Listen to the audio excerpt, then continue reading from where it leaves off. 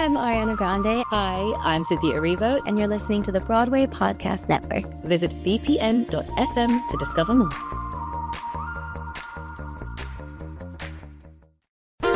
There's a cat over here. There's a cat over there. And the wrong one died. And the wrong one died.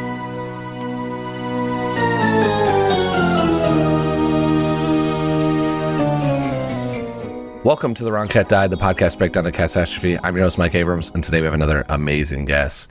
Today's guest is an acclaimed theater historian, author, and producer. She has been the creative and program director at 54 Below for the past decade, and recently published a book titled Women Writing Musicals, The Legacy That the History Books Left Out. I am excited to dive into the book in general, but also a little bit of the cat's history. So welcome, Jennifer Ashley Tepper, and thank you for joining me. Thank you so much for having me.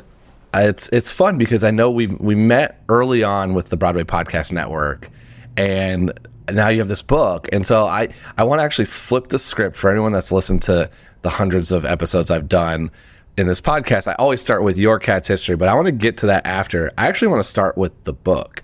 I want to start with, how did you decide to tackle writing a book, but also choosing this like really, interesting topic that does not have a ton written on it?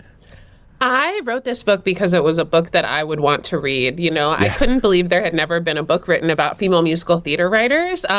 I love musical theater writers. I love new musical theater writers, the history of musical theater writers. And it seemed really exciting to me to dive into the history of like women who've worked on and off Broadway writing musicals. Yeah. When you start tackling it, I always am interested in, what did you go in kind of knowing of, here's how I think this book is going to go, and then what kind of surprised you of things you've learned as you were, really digging into the history? That's a great question. So for my other books, which are The Untold Stories of Broadway, I've written 4 volumes, and there will be eventually 6 volumes because it's to cover every Broadway theater. And so when I first started writing that book, I thought it would be one book. So there was a huge discovery when I was writing the first volume of we can't fit this in one book. It's going to be 6 volumes. Wow. And I won't say I expected something similar in women writing musicals, but I expected, certain things along the way that would shape how I wrote the book, and in surprising ways. And that did happen. I wrote the majority of women writing musicals during deep COVID, during the isolation of 2020. So I first started writing the book when we were all in our apartments and no one knew what was going to happen. And, the background of me starting to write this book was people banging on pots and pans to celebrate essential workers, while I was listening to cast albums that women had written in the 1970s. And, really, I kept myself distracted and inspired, honestly, by writing this book and researching this book during 2020. And so I think one of the surprising things was when I started the book, I didn't know how many women would be in it. And as I began to do the research, I realized that the point of the book was that women had been left out of the history books and, the general timelines of musical theater history. And so in thinking about that, I thought, I don't want to leave out women that I can include. And so I might have said the book will probably have 100 women in it. And the book has over 300 women in it. Because I did end up wanting to, include them because of the concept. And so I thought it was really important to have, even if it's just one paragraph, even if it's just a brief story, even if there wasn't a lot of history, or if someone just wrote one musical, I thought it would be really powerful and impactful to include just a large volume of women in the book. Mm-hmm. Who was the story that you didn't know much about that you were, as you started writing, this is the most fun, this is the most interesting? There are so many, honestly. And one thing that was really funny was when I first started writing this book, I didn't tell people that I was doing it. And so I would, chat with friends, usually on Zoom, because it was 2020, as I mentioned. And I would start talking about some, obscure musical theater writer who had a fascinating story or done something really interesting in terms of their accomplishments, and everyone just thought it was normal. Jen Tepper's just talking about some woman who was the first Mexican woman to write a Broadway musical, and it's just a normal topic of conversation, while Broadway is shut down for her, and I'm glad she's learning. But it was funny because later when I told some friends that I was writing a book, they were like, oh, that's why you were obsessed with that. So there were so many as I started to write the book. One of the things I really thought was interesting was there are a number of women who became well-known or famous outside of musical theater, but who wrote musicals that I think people will be really interested to read about. One is Francine Pascal, who I was obsessed with the Sweet Valley High books growing up, the whole Sweet Valley series. And, she was a musical theater writer as well. And there are people in the book who someone would go like, oh, of course, Dolly Parton wrote 9 to 5. I know Dolly Parton. Like, there's a lot of points of knowability, or, oh, like, those are some very popular Great American Songbook songs. I didn't realize a woman wrote them. There's women that you'll know, but maybe not necessarily from writing musicals, that were interesting. One of them also was Toni Tennille of Captain and Tennille, wrote a Broadway musical. And it was an environmental protest musical in the 70s that was produced by Roger Ailes of Fox News. So there were all these wild stories and crazy corners of musical theater history that I started diving into and going, oh, like, it feels so important to tackle the whole timeline of women writing musicals, not just, again, like Mary Rodgers, Dorothy Fields, Lynn Ahrens, Janine Tesori, the people who we know and do celebrate, but also all these women doing fascinating things that we might not think of when we think musical theater writer. Yeah. So with a book like this, where it's not the end, you know, like there's still more to be written, how do you think, like, is there going to be a volume 2? Are you thinking about that from day one? I definitely was, because honestly, a number of like my most favorite musical theater writers of the current day are women. And when I wrote this book, the criteria was I was writing it starts in the 1700s. So it literally starts when like Manhattan starts to be settled the way that we know it to be today. And even before people really think that musicals existed, women were writing entertainments for the stage that had songs in them. So I chronicled those women. So it starts a really, really long time ago. And then it goes all the way up until women who made their Broadway or off-Broadway debuts as writers in 2019. Because of course I was writing the book in 2020. So, you know, some of my favorite musical theater writers, like Julia Madison, is a good friend and collaborator of many years, and she has Death Becomes Her on Broadway now, and I would love to have included Julia. And, you know, here we are in 2024, and I'm like, I need to have like an addendum chapter that like the next time Women Writing Musicals gets published and printed, there'll be like a, you know, 2020 to 2026 chapter or something. But definitely there's so many. There's also a number of women in the book who made their debuts writing before 2019, but I only covered up until the point that like the final draft of the book was due, which if you know the publishing process, it wasn't yesterday, it was like a little bit ago. So like, you know, it talks about Shayna Taub, and it talks about stuff's off Broadway, but not really on Broadway. And so there's things that would get updated because there are so many women in the book who are working now who've done additional amazing things since I turned in my final draft. Yeah. I love kind of hearing these types of things too, because it's not going to end. Like you even just mentioned 2024 to 2026, but like hopefully there's way beyond that too, and there's every edition you get to add new things to it. Totally. Let's talk a little bit about Cats, though, because it is referenced in the book once, and we did the research on this. So tell me a little bit about your Cats note here in this book, even though it was not obviously the focal point. That's so funny. I love that you looked it up. And honestly, I love the index because the Women Writing Musicals, having 300 of them, there are so many things referenced. And I'm so glad we got Cats in there. So Jane Iredale, who I think is interesting, she's the only woman who ever wrote a Broadway musical and also pioneered her own makeup line. Like, you know, people listening, if you use makeup, you probably use Jane Iredale makeup. And she wrote this musical adaptation of Wind in the Willows, and it played at the Nederlander in 1985, and it did not get great reviews. And a number of the critics were really cruel about the anthropomorphism in the show and, you know, people playing animals. And it was 2 years into Cats' record-breaking run. And so the joke is, like, really the thing that they were mean about was already proving itself to be like a gigantic crowd pleaser in Cats. And of course, Cats went on to run for many more years after 1985, all the way till 2000. So, they were criticizing the Wind in the Willows musical, but really, you know, Cats got away with doing the thing they were criticizing. Yeah, they were just picking basically on it, I'm sure, even though there's a proof point on there. But 2 years in is pretty early still. I mean, that's successful at that point, but that's not 40 plus years successful like it is today. Totally. One of my favorite things about Cats is, like, when I was interviewing people for my Untold Stories of Broadway book, a few people who worked on it talked about, we have this perception of Cats now, obviously. It's this huge, you know, mammoth hit.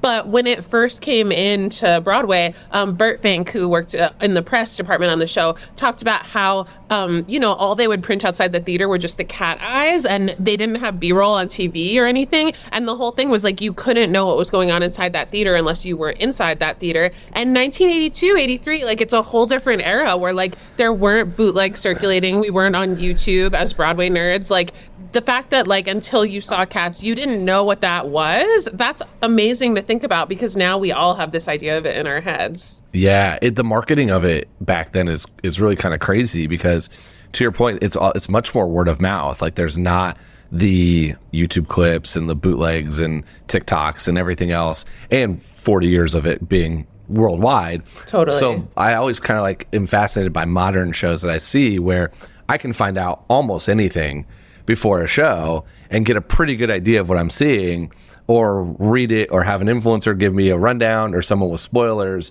And back then that wasn't a thing. Totally. Like, it's just very much of, you had to go in and experience it for yourself. Absolutely. And the message could be controlled more. So it's everything you just said was like in the favor of the marketing team having control of the messaging. Like without the internet, if they didn't want people to know what was going on inside that theater, like sure, your friend who like worked in the West End could maybe ship you like a, cassette bootleg of something. Like it was much more difficult to get the word out if the marketing team didn't want it to be out. Yeah. Yeah, or if the critics want to complain because it's, not people pretending they're animals, even though that's a successful marketing ploy. Yeah. Okay, I want to talk about your experience with Cats. So when was the first time you saw it? This is so crazy, right? So the first time I saw Cats was the Broadway revival when it came back, which is so wild because growing up in Florida, I saw so many tours, and for some reason Cats came and we didn't see it. We missed it. So I have my friend Will Rowland, who's like a good friend and collaborator. Cats was the first Broadway show he ever saw, and he like never stopped talking about Cats. And myself, Will, and his wife Steph, who's also a good friend, we tried to see Cats the revival multiple times, and we always think it's really funny because we kept trying to like rush Cats or get discount tickets to Cats, and we ended up seeing Jersey Boys across the street. Like we couldn't get into Cats, so it felt reminiscent of 1982. But finally, I did see it at the Neil Simon in the revival. I love that. So I had Will on the show because his like fandom of Cats is well known, and he's like, he will talk about it for days. So super fun to have him on. I also had never seen it until the revival. Oh, that's amazing. Same thing. I grew up in Indiana. I'm sure it came through. I know it did regional. I've talked to people that did it at the regional theater by me, like even a dinner theater by me. Never went. My mom brought my sister one time. I never was invited. And so it wasn't until I was living here and I had just moved here that I went. And that's kind of the genesis of the show, was me seeing it and being mesmerized by the plot. And by like the wrong cat died. Wait, yeah. I have to ask you this because it was the first thing I thought when I got your email inviting me to be on the podcast. Has anyone talked on your podcast yet about the concept of your podcast reminding them of a chorus line and the fact that they changed to, okay, people have talked about that. Yes. Okay. Well, it gave me hope because I kind of went in jokingly saying like, oh, I want to do a production where they do that. But I'm like, oh, it's never going to happen. And they're not gonna change Andrew, like he's not gonna he's not gonna let me do this, like, or anybody is gonna want to take that risk. But now I heard they've done this in a chorus line in regional theaters, and after they allowed the Perlman Performing Arts Center to do a reimagined production where there were changes but still true to the story, I believe that there's a world where my audience voting interactive type of like choice is feasible. Yeah.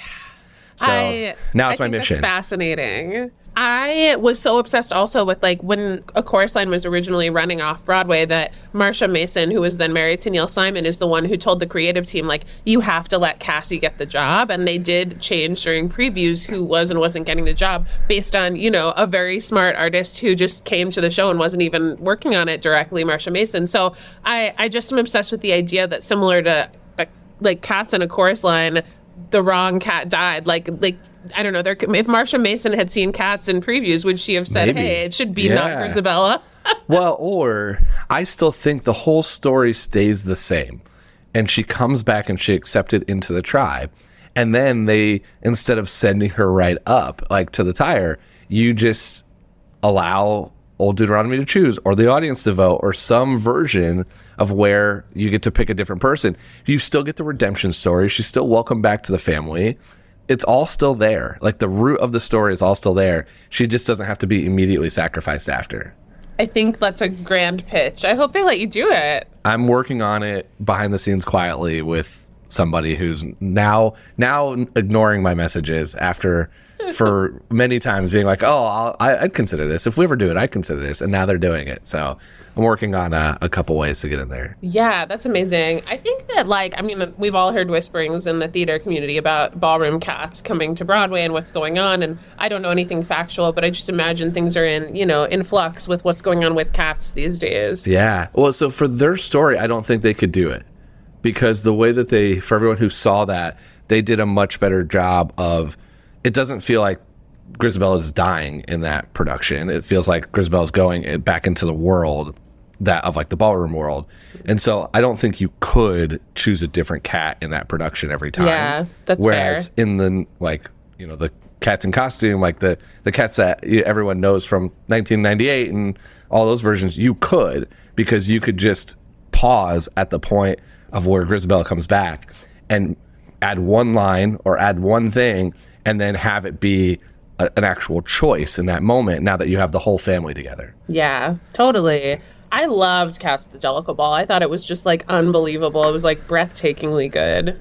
It's amazing. I hope it has another life. I'm sure people smarter than me are working on that for the future because it just not enough people got to see it. I mean, it sold out every night. It ran for a couple months, but it got so popular that by the end you couldn't get a ticket very Totally. easily. It was crazy. And so I hope there's another chance for people. It was incredible. I see really it. want to take, so I'm sure this is kind of a universal story too. I took my family to go see the Cats movie right before COVID, on that last family holiday. And throughout COVID, they all said to me oh my God, that's going to be the last movie we ever see. And it became a long running family joke. So I really want to take them all to see the Jellicle Ball, just not that it's a movie, but it would be the return of our Cats movie experience. Yeah, I get to put a better Cats taste in their mouth versus that movie. And what was that, Christmas of 2019? Yeah, it was one of the last movies I saw as well. And then the last musical I saw was Diana. Oh my gosh, 2 days before I left town for work and then got stuck and then the world shut down. So it was one of the last things I did in the city. Diana, that's a good one. Yeah, it was kind of at the point where we were should we be here? But I really wanted to go, and we had we had front row tickets right behind the conductor. So I was I want to experience this. Yeah, I know quite a few people who their last show they saw, they were we got COVID from that cast. Not to even joke about it, but it was such a great. Everyone knows what that experience was like. We're gonna take a quick break, and then we'll be back for more of The Wrong Cat Died. Okay, so you saw the revival. Have you seen it any other time since, or is this a one-time? I saw the revival, and then I saw the Jellicle Ball, and those are the only 2 times I've seen it live. Okay, and you didn't grow up with the 1998 movie? I did. I saw the 1998 movie. I was just kind of thinking of live performances, but yeah, I absolutely did. There also was a legendary production that happened in my hometown after I left that was a production of Cats set during World War II with bombs exploding. When you asked me to do the podcast, I was oh, I wonder if he's ever met anyone that does theater professionally now who was involved with that, because there are a few people, and Mikey Kushner, who's incredible actor, photographer, he was involved with it, but it's a production of Cats that everyone talks about, but I never saw.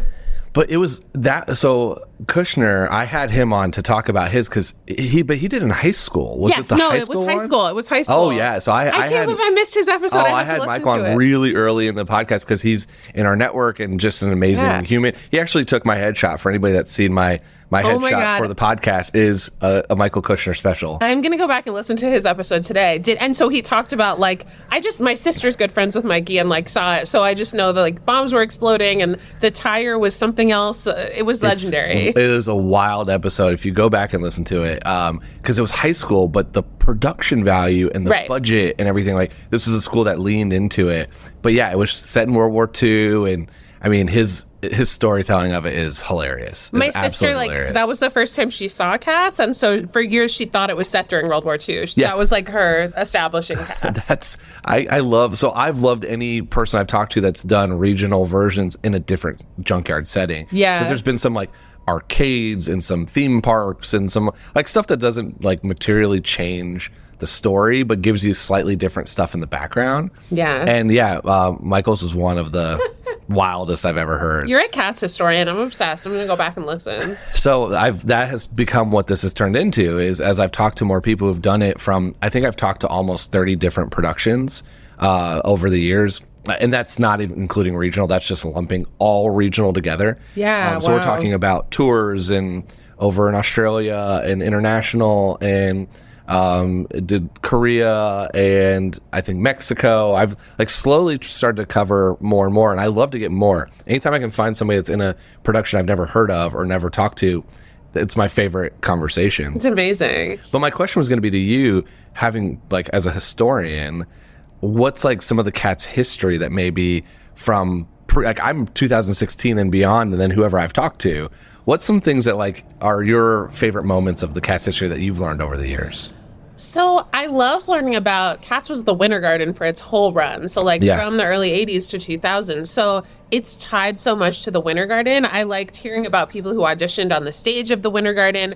Liz Calloway, who was Grisabella for a long time, talked about like, you know, her son kind of growing up behind the scenes when she was in Cats. I loved learning just how much they took over the theater. You know, after Cats closed, before Mamma Mia came in, they basically had to like defer the theater. And some of my friends who did Mamma Mia early on were still like, oh, I opened this door and I felt like there was stuff from Cats there. And I'm like, this might be apocryphal. So they took a year and they, you know, to get all the junkyard and all the fur and everything all out, probably a lot of just like wires. But I just love that it's so tied to the history of the Winter Garden, you know, and the Winter Garden's like a very storied Broadway theater. You know, it's where West Side Story was, like it's where Follies was. So Cats is part of like a great legacy there. Yeah. Well, so anybody that follows me on Instagram, living in the city, every time I walk by the Winter Garden, no matter what, I poorly cover the marquee in Cats by my own hand drawing, because it's the same, like you said, it's like, it's, and I've never seen it there. Like I saw at the Neil Simon, like I saw a revival, but every time I go into the Winter Garden, I kind of look up to the corner being like, is that the Heaviside Lair? Yeah. Is that where is it still up there? Is there something that you can go to? Because rumor is that there is something in the theater that you can like crawl space that you can go see. Yeah. The Winter Garden also, it opened as a horse exchange. It's one of the only Broadway houses that didn't open as a Broadway house. So when I've been backstage at the Winter Garden, there's literally still these rings that they would attach horses to that are in the star dressing room because they like were never removed from the wall. And I like to think that the horses are also part of the legacy of Cats, like, you know, another animal story in the theater. Wow. Okay.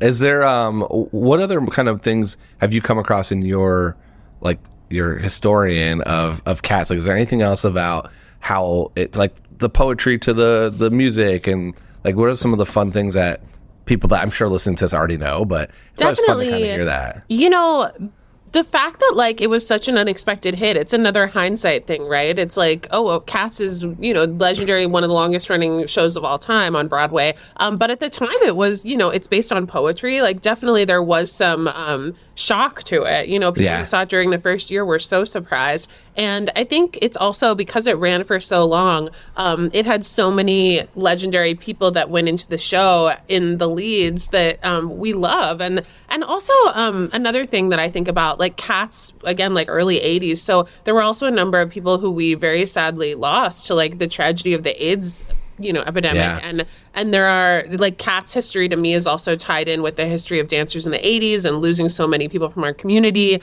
So it's really, it's a thing that as a historian like comes up constantly where you're like, oh, I'm writing about Broadway history. And then you're like, oh no, it's the history of New York. It's the history of the gay community. It's the history of like women in the workforce. Like it intersects with so many things going on outside seemingly of Broadway, and Cats intersects with a lot of those. It ran for almost 20 years on Broadway. Yeah. One fun, not fun, but I'm curious to hear if you have a thought on this question before we go into some rapid fire to close us out. In your book research, how would you think, like what changes do you think would be made if Cats was written by a woman? Oh, interesting. I think so. Georgia Stitt, who's in the book and who's amazing and who's one of the founders of Maestra, she talks about how like the goal is that you shouldn't be able to tell when the musicians are men or women. Like, that's part of it. And I do think, like, that sort of applies to the writing, too. Like, it's not as though, you know, there's a different version of things because a woman wrote it. It's different because, like, you know, whatever individual wrote it differently. It's true that having, like, different perspectives in the room can impact how a story is told. But as far as Cats goes, I don't know that there's, like, one specific thing. I think, like, if we were talking about Cats and in the hypothetical world where, like, all of the characters were men and there were no female perspectives, I might be like, well, a woman in the room would have done that. But the creators of Cats did that. You know, it's very, you know, gender identity-wise, it's distributed. And also, like, I loved in Ballroom Cats getting to see that it's not all, like, standard gender roles. You know, like, there is some flexibility with Cats that I think is really beautiful. So, you know, like, women, I think when they're part of the team, they do think about obviously how women are represented, and also just as individuals, they think of a lot of other things as, you know, specific writers. Yeah. It's one of the things I've always found really interesting with Cats is because when you think about the, like, a human on stage in a human role, it's very different than it's like, they're just cats. Like, there's the gender's almost irrelevant in a lot of these cases with it being a cat. Like, they're just a cat. And so I've loved that. And you saw that with the Perlman, like you said, Ballroom Cats got to really lean into that and have really cool kind of choices made to amplify other voices. But Cats is like one of the ones where when I was thinking about that question, I'm like, oh, what would that look like in other musicals? And I'm in Cats, I'm like, I don't think it's going to change anything. Like, no. They already had kind of, people in the room, and but it is written by an old white male from the 30s who wrote the poetry, right? So it's like, it is kind of conceived from that place. Yeah, totally. I also think it's interesting, like, I think as a community, we're having so many good, productive conversations right now about, like, gender roles in theater and about, does this role have to be a man or a woman or someone with an obvious gender or all of that? And at some point, technology will help us to figure out how to, like, be more flexible with keys, because I think that's a big part of it. And there have been shows where you're like, oh, like, that's amazing. There's, like, you know, a man understudying a woman or a non-binary actor who's, you know, part of this cast in a way that maybe it wasn't cast originally. But the problem is, like, changing so that the actors are in a key that they're comfortable in, that also, like, the entire band has the switch of the key, and then, you know, other actors are affected by that. So figuring out the technology and the music of it all, I think, will help us as we continue to go, oh, Cats, like, this could be this kind of actor. Some of it has to do with, like, changing it not just for a production, but so that on a given night a different identity actor can go on for a role. So I don't know, those conversations do seem to be productive these days. Yeah, and I think it's starting to happen too, because you're seeing less of, like, this character needs to be this height and this, you know, body size and this thing. It's kind of where it's evolving to where you could have that. But I hadn't thought about it from the technical point of, like, if somebody is on the matinee versus the evening is different in a different key, that changes everybody's music book. Right. That changes, like, so much. But it's got to be getting easier. The keys of it all. Yeah. We're getting there. I'm sure technology will help solve some of that sooner. Okay, let's do some rapid fire on Cats. So all of these are going to be Cats related. If you could be in Cats, who would you want to perform as? Okay, I'm going to say Rum Tum Tugger, even though I'd be terrible, just because that music video is my life. And I also, like, my favorite actor ever is Hunter Foster, and he played Rum Tum Tugger in the Okay. Who are your favorite and least favorite characters in Cats? That's, like, so hard. And I'm going to ask it from the standpoint of, like, who would you like hanging out with and who would you be annoyed to hang out with? I feel like everyone knows I would hang out with Gus the Theater Cat and hear all of Gus the Theater Cat's stories. Historians. Yep, you're historians together. 100%. And this is probably, like, not a question that people say, but I feel like sometimes my least favorite cat is Grisabella, just because everyone else gets, like, a small moment, and I always am like, oh, we get so much time with Grisabella. Yeah, well, it's funny you say that, because she's only on stage for, like, 15 minutes. Oh, and in my head it looms large. It seems forever. Yeah. Okay, well, this is good for my last question. Favorite song from the show? I think it is, it's hard. It goes back and forth between Mr. Mistopheles and Rum Tum Tugger. Okay. They my duo, they should be together. My fun one is, which cat do you think would be the best author? Oh my gosh, that's a great question. What do you think? I haven't answered, but yeah, okay. I mean, I can give you my answer, but I want to hear if you have one first. Who'd be the best author? I guess maybe it would be Old Deuteronomy, because, like, got a lot to say, like, you know, to preside over, I guess. So I think I had 4 choices when I was thinking about this. I think Old Deuteronomy is one. I think Gus is one. But the 2 I kind of lean more to is I think Monkus Trap as our narrator would probably be excellent at it. And then I think Jelly Laura, who tells kind of Gus's story and kind of the caretaker, would be really good at it. Yeah, they're narrators. So those would be the 4 I kind of was voting towards. But my 1 vote would have been Jelly. Jelly Laura was mine. The bigger good answer. Okay, the $1 million question, and since you just hated on Grisabella, I'm hoping you're going to agree with me.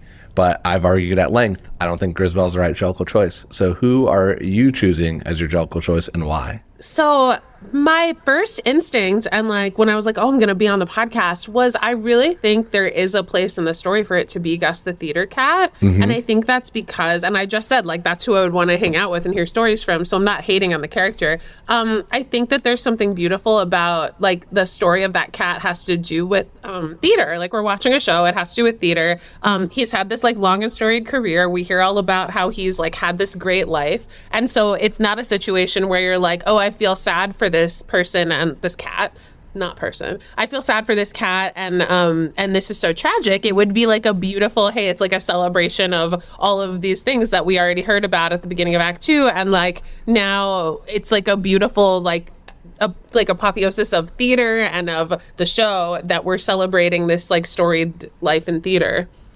Okay, so voting Gus, I love it. I feel like no one says Gus on the podcast. Am I wrong? Oh, no, Gus is number 2. Number 2 vote behind Grisabella. Just not recently. I feel like recently it's been like, no, Gus. So recently, the ballroom cats, like Perlman, had a high Mistopheles vote.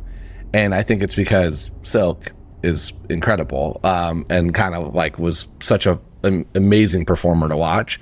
It kind of goes in waves, but right now, I mean, I can tell you, as of I have tracking of all this. Because Gus makes sense. That makes sense. I'm glad. So right now, I don't know where it might be missing 1 or 2, but Grisabella has 42% of the vote. Gus has 33% of the vote, and then the next most is Old Deuteronomy. Yeah. McCavity, Mistopheles, and Skimbleshanks all People have a couple. take it literally. They're like, we don't want to watch a young cat like ascend to the heavens. We want to send away one of the older cats who's had a life. Yeah. Yeah, and there's been some really interesting arguments for some like very random ones, and then a lot of people are like, I played them, and they kind of want to defend their character. But yeah, Gus is the number 2.